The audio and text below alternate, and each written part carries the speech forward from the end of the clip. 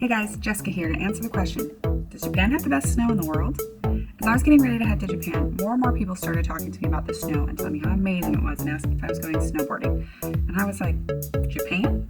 Like, Japan? And then I remembered geography and thought, yeah, well, they probably do get some pretty good snow. So I figured it probably makes sense. They do benefit from some storm systems coming off of Russia and on their way to Sarah Palin's house. So I figured maybe I have to try it, but I'm really not an expert. Wouldn't consider myself that great of a snowboarder at all. Would I be ready for it? Could I handle the best snow in the world? Well, you got to dare to find out. So there's only one way to fact check the internet, and I was off to Hokkaido. The whole of Japan actually has over 500 ski mountains, which is the most in the world. So it depends on how you count it. Some people say the US has more, some people say Japan has more. Either way, my concern about snow or my surprise at snow in Japan was certainly unfounded. So I checked out where to go and picked Hokkaido, the northernmost island in Japan, which is home to Sapporo, some amazing cheese, and a bunch of ski resorts. I went to Niseko United to see how it would compare with Sweet Home, Colorado. So I got there, I got suited up head to toe. I had to rent all my gear because obviously I'm not carrying all my snowboarding stuff. I was a little bit concerned because I always ride with a helmet. And of course they had that. They had everything I needed, and including a board a little bit smaller than I usually use, but it turned out to be amazing. Hit the slopes, was really shocked that it's so world renowned, and yet it felt really almost empty and spacious because there's just enough mountain for all of us. So that was really incredible.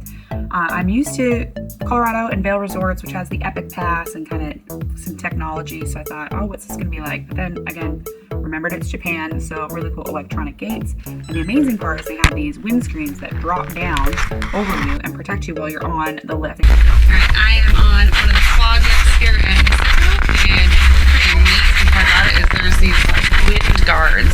Windscreens are there, and then they automatically come up when you offload into a little shack, which is amazing because in Colorado, some of the offloading actually feels like double black diamonds. So really nice to get to the top of the mountain, have a moment to yourself to gather your thoughts before you're out in all of the elements, which was amazing and definitely necessary. The first day it was practically snowing and windy the whole time, which was a little bit miserable in terms of weather, but incredible in terms of snow.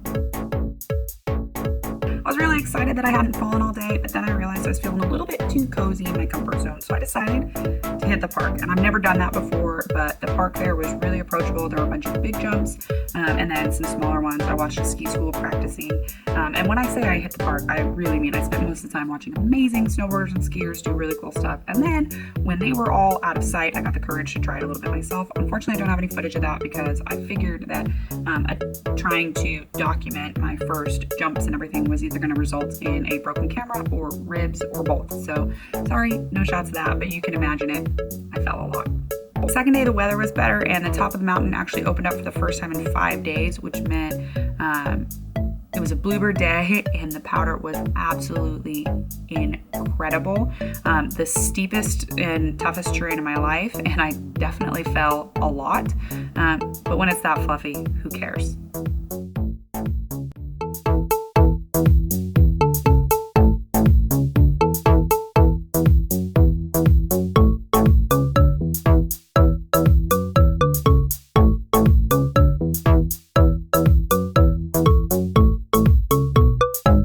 So, does Japan have the best snow in the world? I don't have the authority to make that call, but from my experience, they get my vote.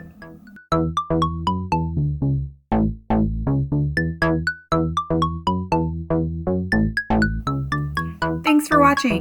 If you're enough of an adult to operate YouTube or wherever you're watching this, then you know how to subscribe. So I'm totally not going to be the type to ask you to comment below or remind you where the subscription button is or point out that How Dare She's an ecosystem of ways that you can join the journey from Instagram to Snapchat to the blog.